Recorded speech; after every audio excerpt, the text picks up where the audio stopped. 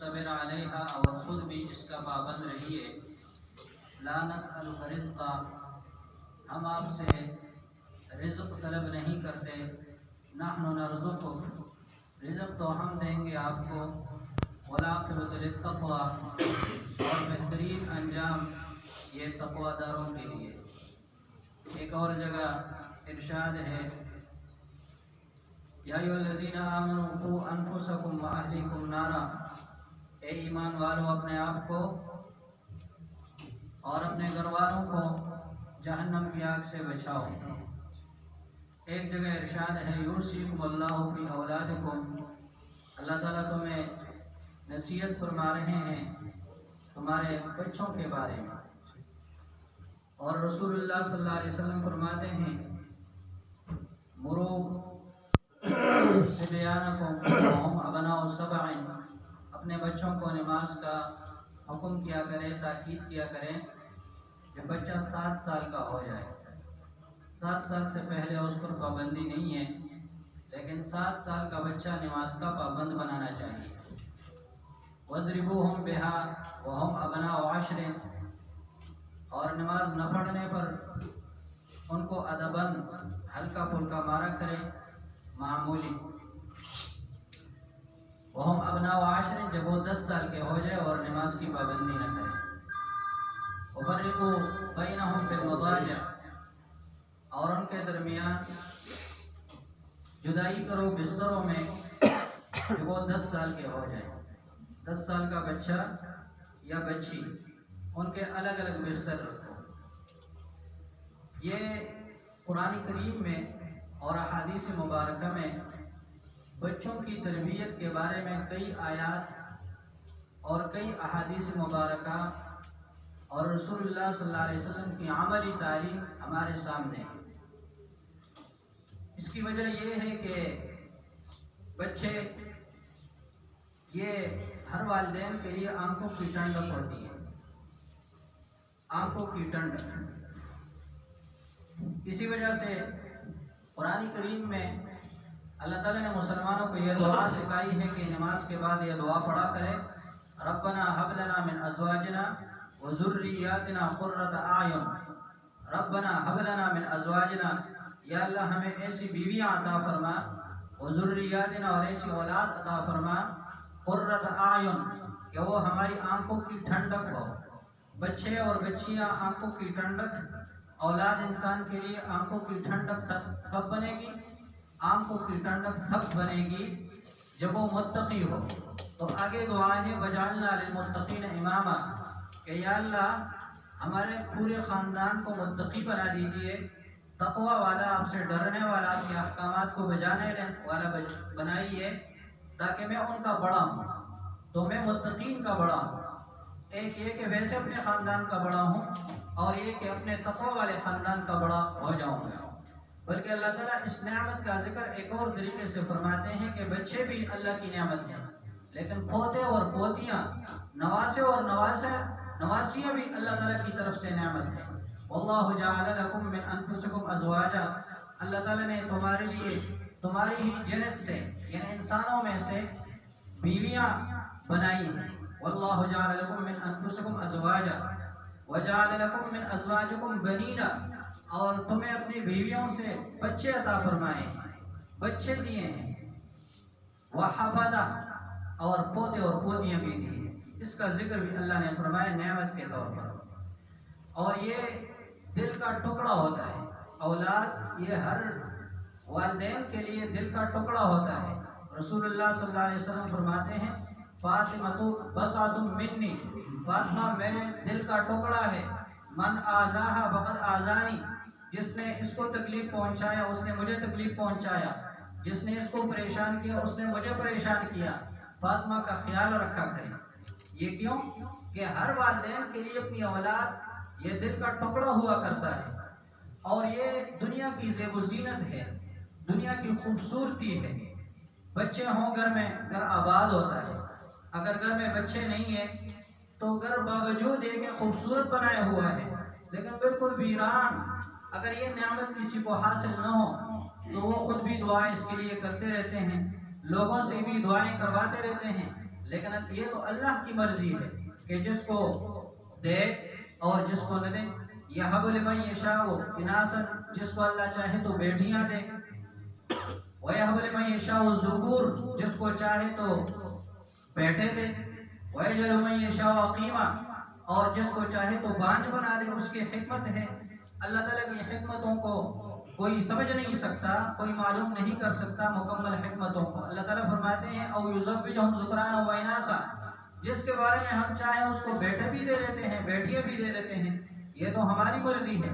ہاں، خواہش یہ ہر انسان کے دل میں اللہ نے رکھی ہے. زُيِّنَ لِلنَّاسِ، مزین کیا گیا ہے، خوبصورت کیا گیا ہے لوگوں کے لیے.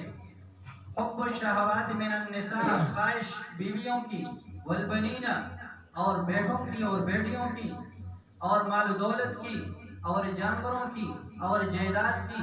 لیکن بہترین چیز کیا ہے؟ والباقیات الصالحات خیر عند ربک ثوابا وخیر عملا، بہترین چیز اعمال صالحہ ہے. اب ہر شخص کی خواہش ہے کہ اللہ تعالیٰ مجھے اولاد دے، لیکن اس کے ساتھ ساتھ جو دعائیں انبیاء کرام نے سکھائی ہیں وہ صرف اولاد کی نہیں سکھائی ہیں کہ یا اللہ مجھے اولاد دے. نہیں، دعا یہ سکھائی ہے کہ رب ہب لی من الصالحین، یا اللہ اولاد دے لیکن صالح اولاد دے.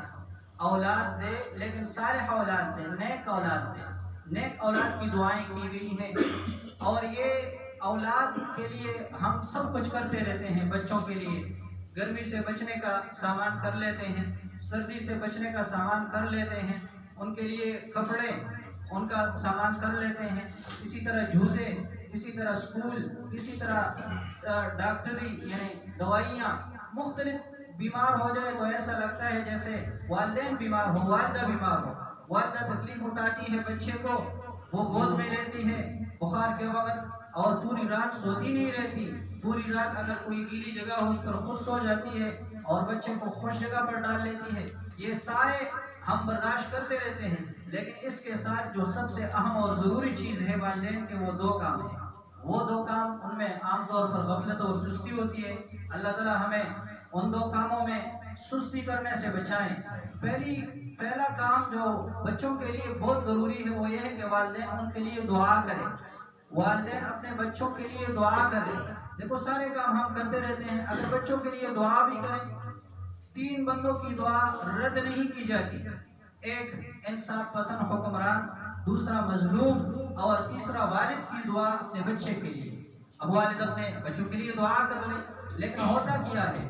ہوتا یہ ہے کہ یہی نوری چشم، آنکھوں کی ٹھنڈک، یہی دل کا ٹکڑا، یہی گھر کی خوبصورتی، بچے جب بگڑ جاتے ہیں تو بعض اوقات نادانی میں اور بعض اوقات دانستہ طور پر والدین اپنے بچوں کو بددعائیں دیتے ہیں. رسول اللہ صلی اللہ علیہ وسلم فرماتے ہیں لا تدعوا علی انفسکم ولا تدعوا علی اموالکم ولا تدعوا علی اولادکم. اپنے آپ کو بددعا نہ دو، اپنے بچوں کو بددعا نہ دو، اور اپنے مال کو بددعا نہ دو. کیوں؟ کسی انسان کو معلوم نہیں ہے کہ یہ گھڑی قبولیت کی ہے. اگر قبولیت والی گھڑی میں اس نے اپنے آپ کو بددعا دی یا اپنے بچوں کو بددعا دی یا اپنی مال و دولت کے لیے بددعا کر دی اور وہ بددعا اللہ کے دربار میں قبول ہو گئی تو یہ انسان بہت خسارے میں چلا جائے گا. اس لیے کبھی بھی اپنی اولاد کے لیے، اپنے آپ کے لیے، اپنی بیوی کے لیے، بچوں کے لیے، اپنے مال و دولت کے لیے بددعا نہیں کرنی چاہیے، بلکہ ہمیشہ دعا کرنی چاہیے. رسول اللہ صلی اللہ علیہ وسلم جب کسی کو کوئی ناگوار امر سامنے آتا تو آپ صلی اللہ علیہ وسلم فرماتے ہیں رحم اللہ، اللہ اس پر رحم فرمائے، یہ غلطی کی اس نے، اللہ تعالیٰ اس پر رحم فرمائے. یا تربت جبینہ، اس کی پیشانی خاک آلود ہو، اللہ کے سامنے سجدے میں گر جائے.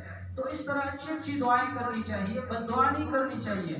انسان کو غصہ بھی آتا ہے، انسان کمزور ہے، اس وقت خاموشی سے کام لینا چاہیے، خاموش رہنا چاہیے، کیونکہ اس وقت شیطان کوشش کرتا ہے کہ اس زبان سے کوئی ایسی بات نکالے جس پر کل پشیمان ہو.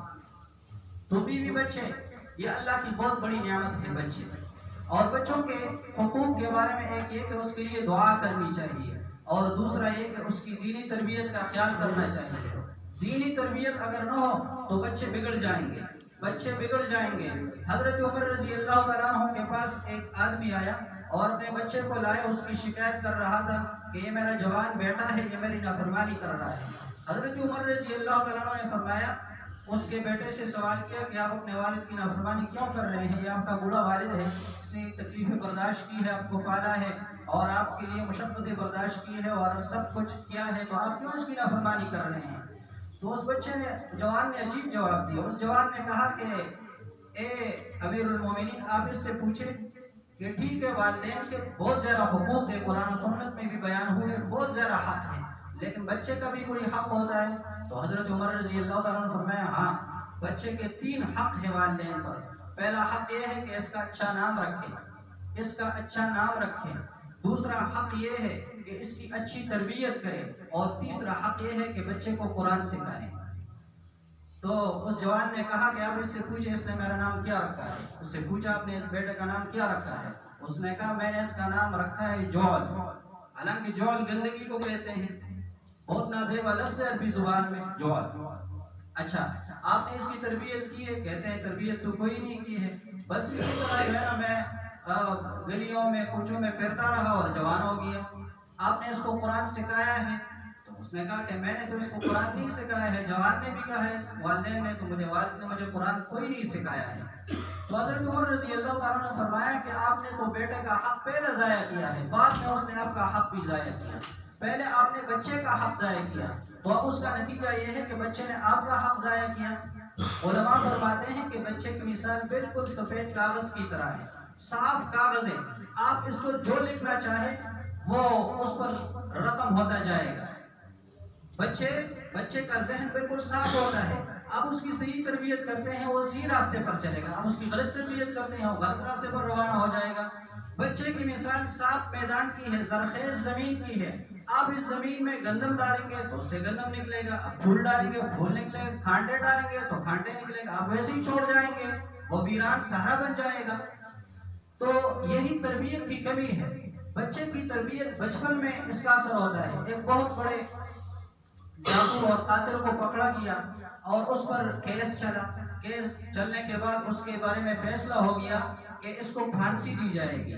اب اس نے اس سے پوچھا آپ کی آخری خواہش کیا ہے؟ اس نے کہا میری آخری خواہش یہ ہے کہ میری ماں سے مجھے ملاقات کرائی جائے. تو کہا گیا، حکم کی تعمیل کی گئی اور اس کی ماں کو بلایا گیا. اور اس کی ماں جب اس سے باتیں کرنے لگی تو اس نے ماں کو کہا کہ آپ تھوڑا سا اپنا کان قریب کر دیں. جب ماں نے کان قریب کر دیا تو اس نے اپنے ماں کے کان کو کاٹا. تو جج بہت غصہ ہو گیا. اس نے کہا کہ ایک تو آپ پر پھانسی کا آرڈر ہوا ہے، دوسرا یہ کہ ماں کی نافرمانی اب بھی کر رہے ہو، ابھی آپ کی پھانسی دی جا رہی ہے، آپ نے ماں کے کان کو کاٹا. تو اس نے کہا میں نے ماں کے کان کو اس لیے کاٹا کہ جب میں بچہ تھا کسی سے لڑتا تھا تو بجائے اس کے کہ میری ماں مجھے سمجھاتی وہ مجھے اور شاباش دے دیتی کہ اور لڑو اور لڑو.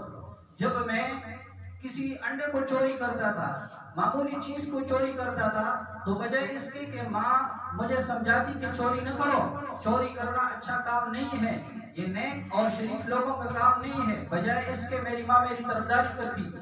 اگر میری ماں اس وقت مجھے سمجھاتی تھی تو آج میں اتنا بڑا قاتل اور ڈاکو نہ بنتا، اتنا بڑا چور نہ بنتا.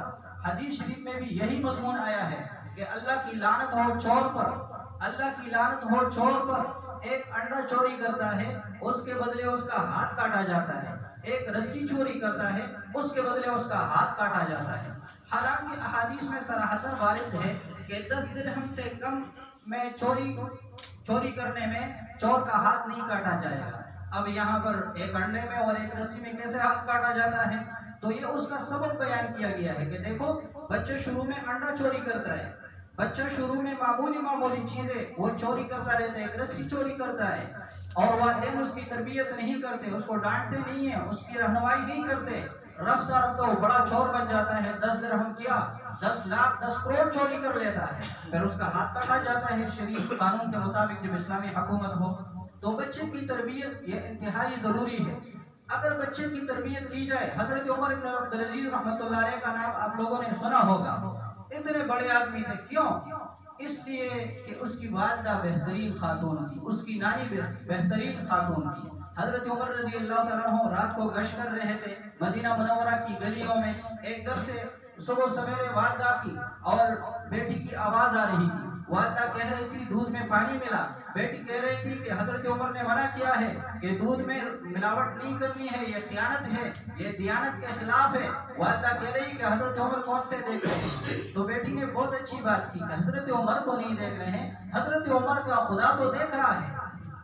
یہ بات سننی تھی کہ حضرت عمر رضی اللہ تعالیٰ عنہ نے چلے گئے، گھر کو معلوم کر دیا اور وہاں رشتہ بھیجا اپنے بیٹے عاصم کے لیے. عاصم کا وہاں سے رشتہ ہوا اور وہاں سے رشتے کے بدلے وہ لڑکی عمر رضی اللہ تعالیٰ عنہ کے گھر آئی اور حضرت عمر بن عبدالعزیز رحمۃ اللہ علیہ اسی عورت کا نواسا ہے، اسی عورت کا نواسا ہے. اس لیے حدیث شریف میں آتا ہے کہ بچے کا پہلا حق یہ ہے کہ اچھی جگہ والدین اچھی جگہ رشتہ کرے، رشتہ اچھی جگہ کرے، نیک خاتون کے ساتھ رشتہ کرے. اگر والدہ بے پردہ ہے، اگر والدہ معاذ اللہ اللہ نہ کرے وہ کہیں کلبوں میں کام کر رہی ہے یا بدکاری کی عادی ہے، تو اس کی بیٹی کیسی ہوگی؟ جب والدہ ہی پاک دامن نہ ہو تو بیٹی کیسی پاک دامن ہوگی؟ اللہ تعالیٰ تو اس پر قادر ہے کہ پتھر سے بھی پانی نکال دے، لیکن عام قانون تو یہ نہیں ہے. عام قانون تو یہی ہے کہ والدین اچھے ہوں گے تو بچے اچھے ہوں گے. پہلا حق یہ ہے تزوجوا فی الحجر الصالح، نیک خاندان میں رشتہ کرو. فإن العرق دساس، کیونکہ رگیں، یہ جو سیلز ہوتے ہیں، یہ جو خون ہوتا ہے، بلڈ ہوتا ہے، اس میں خاندانی اثرات آتے ہیں، نیچے تک سارے خاندانی اثرات آتے ہیں. تو اچھی نیک خاتون سے شادی کرنی چاہیے. دوسرا حق بچے کا یہ ہے کہ اس کا اچھا نام رکھا جائے. حدیث شریف میں آتا ہے کہ قیامت کے دن ہر شخص کو اس کے اور اس کے والد کے نام سے پکارا جائے گا. لہٰذا اچھے نام رکھا کرو. اچھا نام وہ ہوتا ہے جس میں اللہ تعالیٰ کی بندگی، اللہ تعالیٰ کی عبدیت، عبداللہ کا ذکر ہو. اچھا نام ہوتا ہے جس کی نسبت رسول اللہ صلی اللہ علیہ وسلم کی طرف ہو. اچھا نام ہوتا ہے جو صحابہ اور صحابیات کے نام ہو. اچھا نام وہ ہوتا ہے جو اسلامی نام ہو، جس سے پتہ چلے کہ یہ مسلمان ہے. نام سے تو پتہ چلے. ایک صحابی ہے، اس کا نام ہے حزم، حضرت سعید بن مسیب کے دادا ہیں. رسول اللہ صلی اللہ علیہ وسلم وہ نئے ایمان لائے تھے. رسول اللہ صلی اللہ علیہ وسلم نے اس سے عرض کیا کہ آپ کا نام تبدیل کرتے ہیں. حزم کا نام آنا ہے سخت، سختی، تو آپ کا نام سہل رکھتے ہیں. سہل کا معنی انتہائی نرم زمین. تو اس نے کہا نہیں، میرے باپ دادا نے جو میرا نام رکھا ہے میں اس کو تبدیل کرنے والا نہیں. آپ صلی اللہ علیہ وسلم نے فرمایا کی مرضی. حضرت سعید بن مسیب فرماتے ہیں کہ میرے دادا نے نام تبدیل نہیں کیا، اس نام کا اثر ہمارے خاندان میں ہے. ہر سال کوئی نہ کوئی بڑی پریشانی ہمارے خاندان میں آئی جاتی ہے. تو نام کا باقاعدہ اثر ہوتا ہے. اچھا نام رکھیں. تیسرا حق یہ ہے کہ بچے سے پیار و محبت کی جائے. پیار اور محبت یہ بچے کا حق ہے. ہر بچہ اور بچی والدین پہ اس کا حق ہے کہ اس سے محبت کرے. رسول اللہ صلی اللہ علیہ وسلم نے حضرت حسن رضی اللہ تعالیٰ عنہ کو یہاں بٹھایا ہوا ہے کندھے پر. عربوں میں بہت عیب سمجھا جاتا تھا کہ کوئی اپنے پوتے پوتی نواسے کو کندھے پر بٹھائے. نواسے کو کندھے پر بٹھایا ہوا ہے. ایک بدو آ رہے تھے، اس نے کہا نعم المرکب رکبت یا غلام، بہت اچھی سواری آپ کو ملی ہے، سردار دو جہاں کے کندھے پر بیٹھے ہوئے ہو. رسول اللہ صلی اللہ علیہ وسلم نے فرمایا نعم الراکب ہوا، سوار کو بھی دیکھو نا، سوار کتنا اچھا ہے. اور آپ صلی اللہ علیہ وسلم نے فرمایا ہمارے حانتی من الدنیا، یہ میرے نواسے میرے دنیا کے دو پھول ہیں. جس طرح پھول سے محبت کی جاتی ہے، سونگا جاتا ہے، چوما جاتا ہے، میں ان کو چومتا ہوں. اقرا بن حابس نے دیکھا، اس نے کہا یا رسول اللہ آپ اپنے بچوں کو چومتے ہیں؟ آپ نے فرمایا ہاں میں تو چومتا ہوں. تو اس نے کہا میں نے تو 10 بیٹے ہیں، ایک کو بھی کبھی پیار نہیں کیا. رسول اللہ صلی اللہ علیہ وسلم نے فرمایا اللہ نے آپ کے دل سے نرمی نکالی ہے، سخت کر دیا ہے، تو میں آپ کو چھین کر دے سکتا ہوں؟ میں تو آپ کو نہیں دے سکتا، آپ کا دل سخت ہے. اور فرمایا من لیس منا، وہ شخص اسلام میں ہے ہی نہیں، مسلمانوں میں سے ہے ہی نہیں.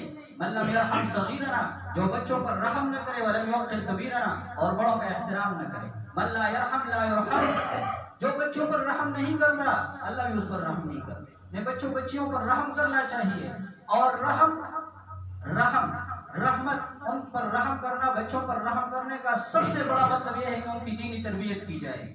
مرو اولادکم اذا بلغوا سبعا، اپنے بچوں کو نماز کا حکم دو کہ وہ 7 سال کے ہو جائیں. وضربوہم اذا بلغوا 10، جب 10 سال کے ہو جائے تو ان کو مارو نماز نہ پڑھنے پر.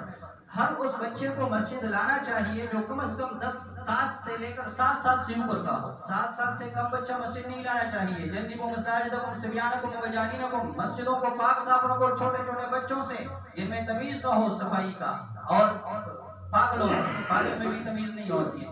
ہاں جو 7 साल से ऊपर हो, 10 साल से ऊपर का बच्चा, उसको मस्जिद लाना चाहिए। 3 बड़े हक हैं तरबियत के। पहला ये कि वालिदैन खुद नमूना बने, बच्चे नकल उतारते हैं। वालिद सिगरेट पी रहा है, बच्चा भी सिगरेट पिएगा। वालिद नस्वार कर रहा है, बच्चा भी नस्वार करेगा। वालिद नमाज पढ़ रहा है, अपने साथ बच्चे को मस्जिद ला रहा है, तो बच्चा भी नेक बनेगा, नमाज ही पढ़ेगा। वालिदैन की नकल उतारते हैं। वालिदैन बच्चों के सामने लड़ाई न करे, बच्चे लड़ाकू करेंगे, लड़ाई करेंगे आपस में। वालिदैन को देख रहे हैं कि आपस में लड़ रहे हैं, मियाँ बीवी आपस में लगे हुए हैं, पूरे दिन बाशो बबास हो रही है, तो बच्चे पर क्या असर पड़ेगा? कोई गलत असर पड़ेगा। पहला हक ये है कि घर में उनके लिए नमूना बने, नेक काम करे, बुरे कामों से बचे। दूसरा है कि उनको अच्छा माहौल दे, मस्जिद का माहौल दे, मदरसे का माहौल दे, स्कूल का माहौल दे, बेहतरीन माहौल दे। बच्चा माहौल से भी बहुत कुछ सीखता है। और तीसरा हक ये है कि बच्चे को कुरान पढ़ाया जाए। ये बच्चे का हक है, बच्चे को कुरान पढ़ाया जाए ताकि उसको अकायद मालूम हो, इस्लाम मालूम हो, मुसलमान होने का क्या मतलब है, ईमान मालूम हो, ये सारी बातें उसको मालूम हो जाए। इसके लिए बच्चे की दीनी और इस्लामी तरबियत इंतहाई जरूरी है। हाँ, बच्चा बड़ा हो गया तो उसकी शादी करवानी चाहिए, तज़व्वुजो, शादी करवाओ। वअनकिहुल अयामा मिनकुम, तुम में से जो गैर शादीशुदा जवान हैं उनकी शादियां कराओ। वस्सालिहीन मिन इबादिकुम व इमानिकुम इन यकूनु फुकरा, अगर ये फकीर और मिस्कीन हो तो डरो नहीं, युगनिहुमुल्लाहु मिन फज़लिही, अल्लाह अपने फजल से मालदार फरमा देंगे। तो ये बच्चों का हक है कि उनको अच्छा बेहतरीन माहौल दिया जाए, उनको कुरान सिखाया जाए, समझाया जाए, खाने के आदाब बताए जाए, मजलिस के आदाब बताए जाए, पीने के आदाब बताए जाए, किसी से बात करने के आदाब बताए जाए, उठने के, बैठने के। गरज अपने बच्चे की खुद तरबियत की जाए, मोहब्बत के साथ, प्यार के साथ। अल्लाह ताला मुझे भी, आप हज़रात को भी अमल करने की तौफीक अता फरमाए।